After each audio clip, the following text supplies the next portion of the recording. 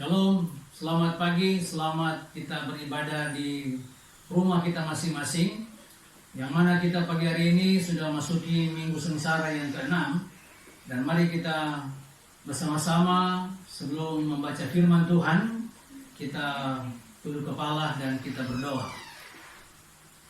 Bapa dalam Yesus Kristus, pada pagi ini kami datang merendahkan diri kami, mengucap syukur oleh karena Tuhan yang sudah menuntun kami di bulan Maret, di minggu yang terakhir, di Minggu Sengsara, di mana jemaat yang sedang beribadah di rumah mereka masing-masing.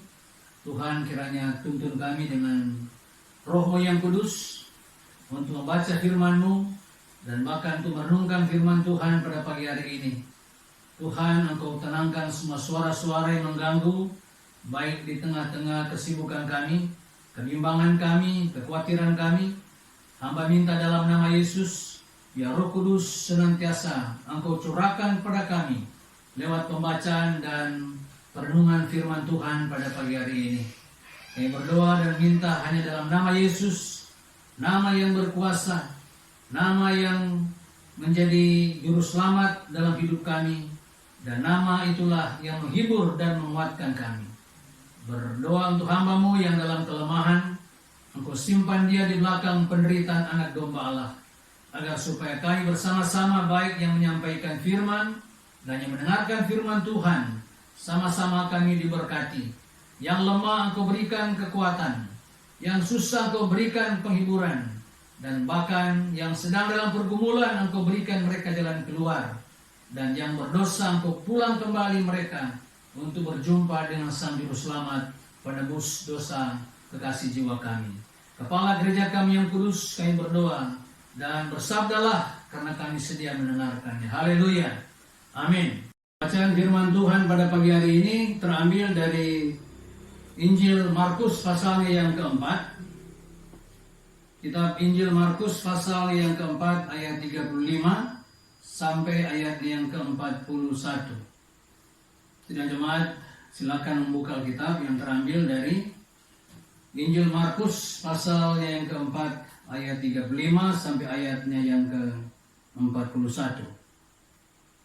Tentunya Bapak Saudara jemaat sudah mengikuti pembacaan di dalam nas Alkitab yang terambil dari Yohanes pasal 15. Dan pagi hari ini untuk khotbah saya, khotbah kita di minggu yang ke-6 Minggu Sengsara ini terambil dari Markus pasalnya yang keempat ayat 35 sampai ayat 41. Demikian firman Tuhan. Pada hari itu, waktu hari sudah petang, Yesus berkata kepada mereka, "Marilah kita bertolak ke seberang." Mereka meninggalkan orang banyak itu lalu bertolak dan membawa Yesus beserta dengan mereka dalam perahu, di mana Yesus telah duduk, dan perahu-perahu lain juga menyertai dia. Lalu mengamuklah tofan yang sangat dahsyat, dan ombak menyembur masuk ke dalam perahu, sehingga perahu itu mulai penuh air. Pada waktu itu Yesus sedang tidur di buritan di sebuah tilam. Maka murid-muridnya membangunkan dia dan berkata kepadanya, "Guru, Engkau tidak peduli kalau kita binasa?" Ia pun bangun menghardik angin itu dan berkata kepada danau itu, "Diam, tenanglah." Lalu angin itu reda dan danau itu menjadi teduh sekali. Lalu ia berkata kepada mereka, "Mengapa kamu begitu takut? Mengapa kamu tidak percaya?" Mereka menjadi sangat takut dan berkata seorang kepada yang lain, "Siapakah gerangan orang ini sehingga angin dan danau pun taat kepadanya?" Demikian juga pembacaan firman Tuhan. Adalah yang berbahagia kita yang baca firman-Nya, dan yang senantiasa lebih berbahagia adalah mereka yang melaksanakan firman Tuhan dari hari ke hari. Hosiana.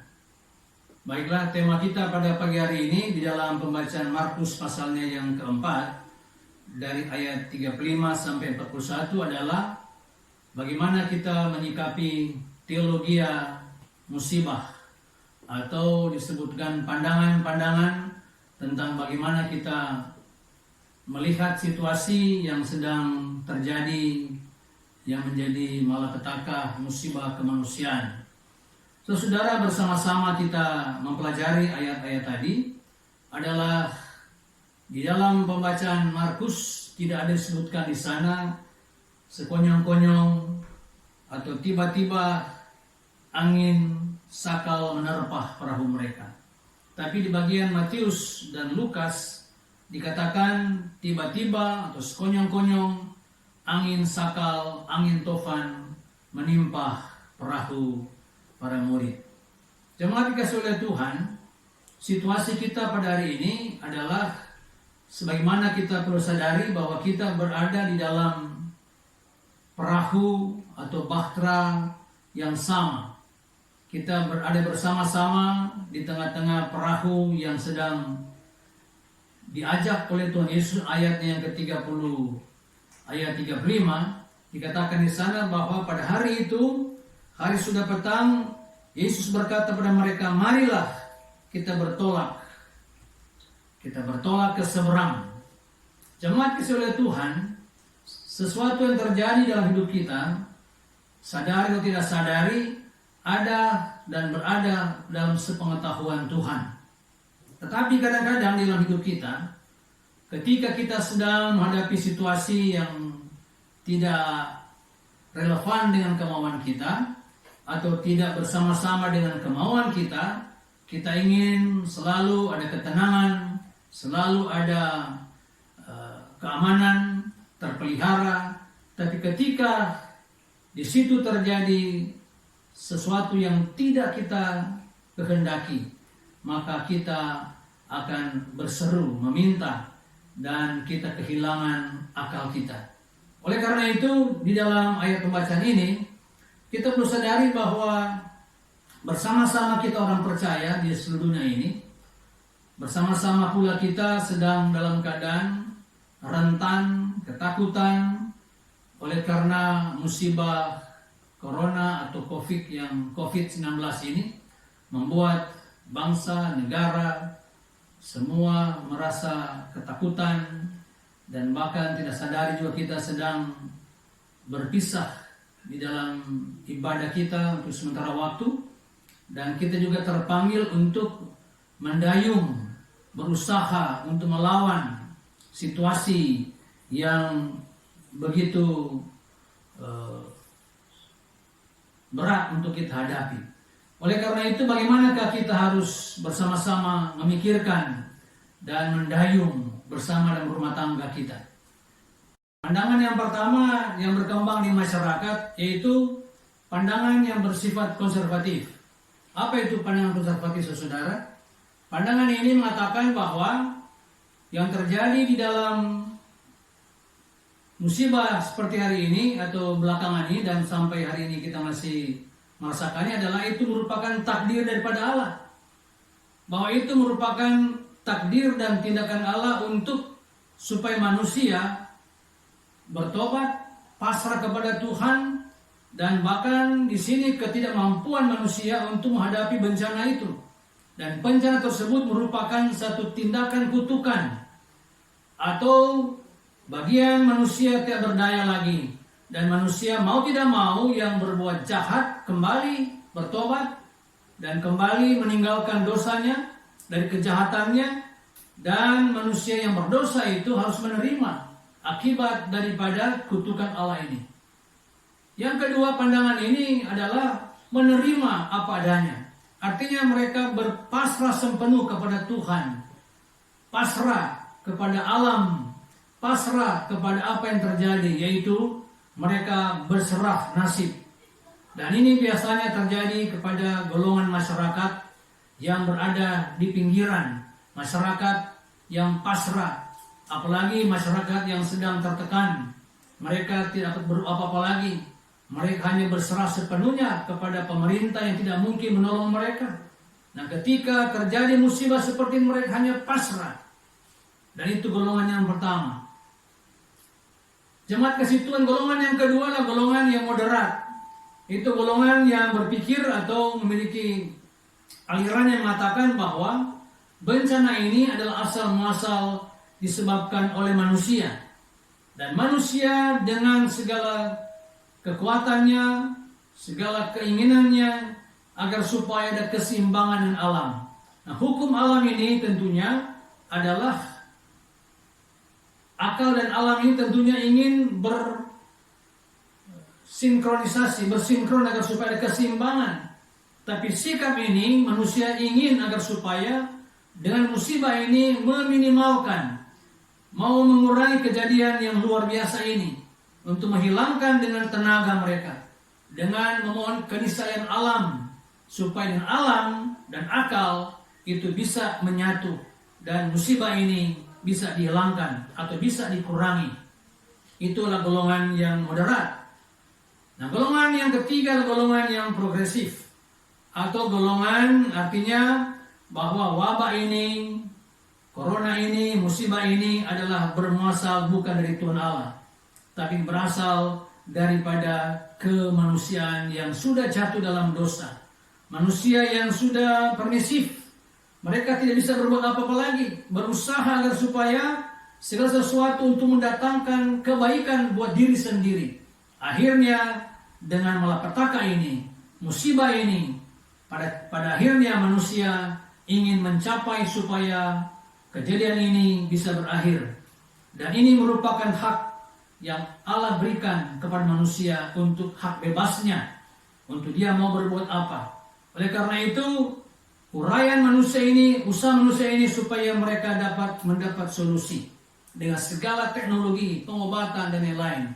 Dan tentunya saudara, dari tiga hal ini kita perlu mendoakan agar supaya dengan doa dari umat yang percaya, doa daripada gereja, dan doa orang-orang yang seperti kita sekalian yang beribadah di rumah tangga kita masing-masing, mari kita sama-sama lihat kembali pada firman Tuhan. Apa Tuhan katakan dalam ayat yang 35, katakan bahwa Tuhan memanggil mereka untuk menyeberang, untuk berlayar.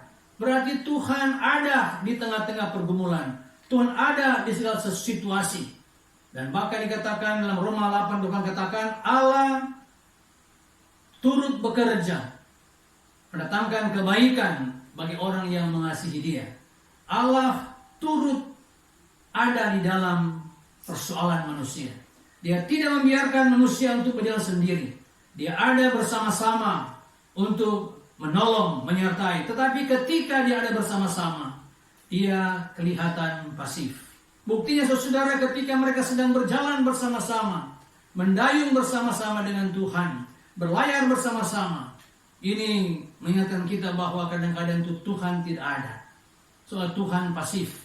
Benar, ketika Petrus sedang mengalami angin sakal yang menimpa mereka, dan mereka tidak kenal, tidak tahu, dan bahkan kita katakan mereka tidak lihat dia, karena dia tertidur, dia tidak kelihatan, dia pasif. Mari saudara, pada pagi hari ini, barangkali saudara di tengah-tengah situasi yang membingungkan, menakutkan, tapi firman Tuhan datang buat saudara pada pagi hari ini, bahwa lewat pujian-pujian dalam liturgi kita tadi, bahwa Tuhan menjagamu, Tuhan menolongmu, dan Tuhan tidak akan meninggalkan kita. Kenapa? Karena kadang-kadang oleh karena dosa saudara membuat jarak itu kita tidak melihat Dia. Ini memerlukan iman, memerlukan landasan iman, landasan percaya.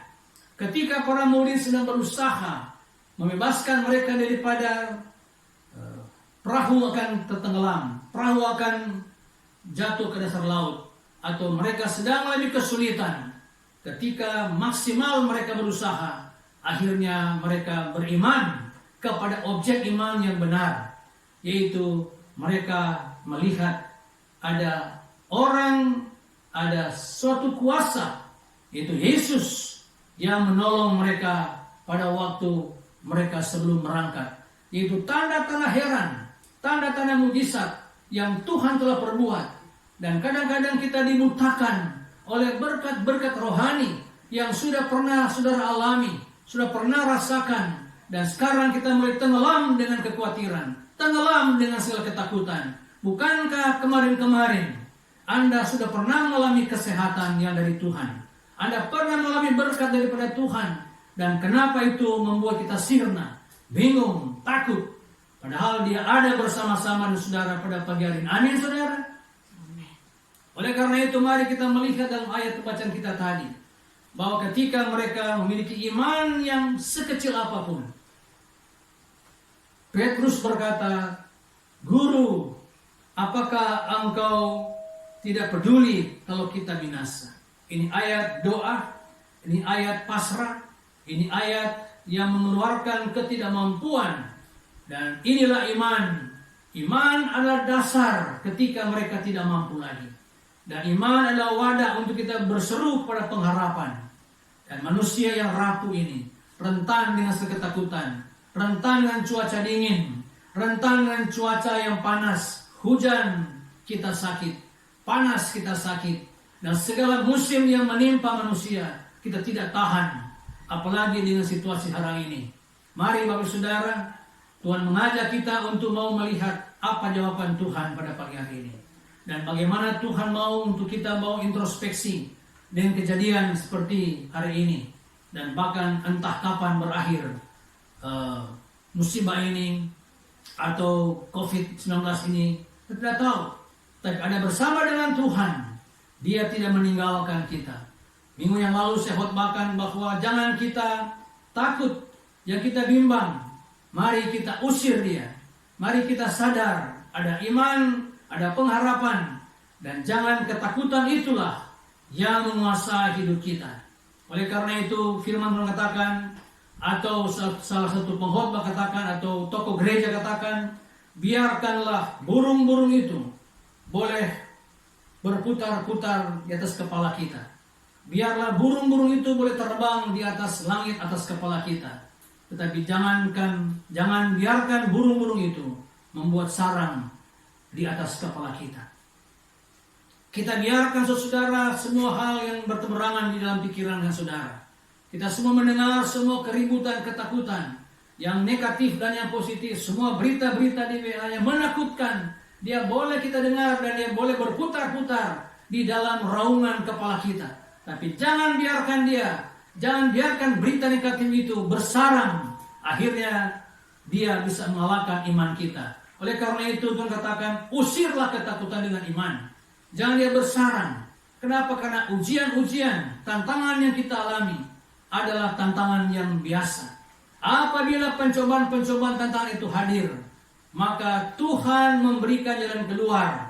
Dan dia memberikan jalan keluar karena dia tahu bahwa kita masih mampu untuk menghadapi ujian, pencobaan yang kita hadapi. 1 Korintus 10:13 katakan, hal-hal yang kita hadapi hari ini, hal-hal yang biasa. Dibuatkan saudara ini sudah membuat kita luar biasa. Bagi Tuhan, Dia menguji iman kita, agar supaya kita bertekun, berdoa, dan minta, agar supaya bersama-sama di dengan bahtera perahu ini, kita boleh berjalan bersama-sama. Yang ketiga, yang terakhir, maka jawaban Tuhan katakan, diam dan tenanglah. Ini jawaban doa kita pagi hari ini, saudara. Jika saudara sedang kebingungan, rapuh, kekelemahan, dia katakan diam dan tenanglah. Ada hak yang maha kuasa. Dia berotoritas, dia Allah yang memegang segala otoritas. Dan alam pun tenang. Dan bukan hanya diam, menjadi tenang sekali. Tapi alasannya buat kita kerjakan pada hari ini adalah ketika para murid terkagum melihat hal maha kuasa bekerja, Allah yang bekerja luar biasa, mereka diam, mereka berdoa. Dan berdiam dalam arti yang sebenarnya adalah kita bersama-sama untuk memisahkan hidup kita dari segala persoalan. Ini pilihan saudara-saudara saya melalui Allah dalam pemerintah kita. Lewat pemerintah sebagai wadah atau Allah Tuhan mengatakan kita pisah sementara. Artinya kita tidak bisa bersama-sama untuk sementara waktu. Kita berdiam dalam rumah kita masing-masing. Kita menjaga jarak dengan orang lain. Ini merupakan perintah, dan diam artinya kita berdiam dalam perahu rumah tangga kita. Kita berjaga, berdiam, dan menjadi tenang. Dengan tenang dan diam itu, maka Allah akan bekerja. Dalam Ulangan dikatakan, ketika Yosua sedang berperang, maka dikatakan, diamlah, maka aku yang akan berperang. Saudara, pada pagi hari ini, kita tidak tahu gelombang rumah tangga, ketakutan, baik ekonomi, penghasilan, pendapatan kita, mengganggu keluarga kita, dan bahkan iman kita, keluarga kita ingin beribadah bersama-sama di gereja kita. Tapi Tuhan katakan diamlah. Dan ombak angin tofan yang melanda di dalam negara bangsa negara kita ini pasti akan tenang, pasti akan diam. Satu hal yang Tuhan minta kepada kita, apa kalau bisa memilih untuk mendayung rumah tangga kita dengan minta pertolongan kekuatan dari Tuhan. Dan pencobaan-pencobaan yang kita alami sekarang ini adalah pencobaan yang Tuhan minta kita diam, maka Tuhan akan berperang. Kita hanya tenang, maka jawabannya buat kita pagi hari ini, agar supaya Tuhan yang berusaha, dan kita hanya minta untuk Engkau mengerjakan hal-hal yang Engkau kerjakan. Kami mengerjakan hal yang kami kerjakan. Ulangan 29 katakan, Ulangan 29 katakan bahwa kita mengerjakan hal-hal yang bisa kita kerjakan. Tapi Allah mengerjakan hal-hal yang Allah bisa kerjakan. Yang tidak kelihatan, dia punya pekerjaan. Yang kelihatan, mari kita kerjakan hal itu. Yaitu, kita berdiam dalam payung, dalam rumah tangga, dalam bahtera gereja kita, maka Allah akan bekerja. Ketika Tuhan berdiri di atas perahu itu, maka dia berkuasa. Dan diamkan, maka laut pun teduh, laut pun diam dan tenang. Saudara, pada pagi hari ini, dalam minggu-minggu sengsara, mari kita datang di hadapan Tuhan dengan diam dan tenang. Maka Tuhan akan ambil bagian dan Tuhan akan bekerja. Selama engkau akan bergerak bekerja, engkau akan tidak mendapat hasil. Tapi jika engkau diam dengan imanmu, maka Tuhan akan bekerja. Sekali-sekali pengkhotbah katakan, diamlah, nantikanlah, maka di situ akan jawaban Tuhan terjadi. Mari saudara, pada pagi hari ini Tuhan mengajak kita sekalian untuk supaya kita bersama-sama di dalam perahu rumah tangga kita. Kita mau berdiam, kita mau mengambil sikap untuk membuat jarak, biarlah Tuhan berperan dan kita berdiam menantikan jawaban Tuhan. Tuhan memberkati kita sekalian pada pagi hari ini. Saya berkata bahwa saudara, mari kita sama-sama berdoa dan Tuhan menantikan sikap saudara, pilihan saudara. Moga saudara berdiam dan moga saudara-saudara minta Tuhan diamkan gejolak-gejolak dalam rumah tangga, gejolak-gejolak pikiran saudara, dan juga ketakutan saudara. Bawa itu kepada Tuhan. Dikatakan, marilah kepadaku kamu yang lelah, yang letih, yang beban berat, aku berikan damai dan sejahtera kepadamu. Serahkanlah kebimbangan kekhawatiranmu, karena dengan selangkah apapun engkau tak dapat menghilangkan kekhawatiran itu. Dan Tuhan tahu sejauh mana rambutmu yang jatuh. Dia tahu apa yang akan terjadi hari-hari besok. Oleh karena itu pada pagi hari ini, mari kita ambil sikap diam dan menantikan jawaban Tuhan, bahwa Dia yang menderita, Anak domba Allah Kristus Yesus, dikatakan bahwa aku akan menderita, aku akan mati, dan aku akan bangkit. Dan jawaban itu terjadi saudara ketika hari kebangkitan, itulah hari kemenangan. Minggu-minggu ini mari kita berteduh diam di bawah kaki salib Tuhan, menantikan jawaban Tuhan lewat doa dan lewat pergumulan kita masing-masing. Iman kita akan diberkati oleh Tuhan pagi hari ini. Iman saudara akan dipulihkan oleh Tuhan. Oleh karena itu mari datang kepada Dia dalam sikap dan doa. Haleluya. Mari kita berdoa.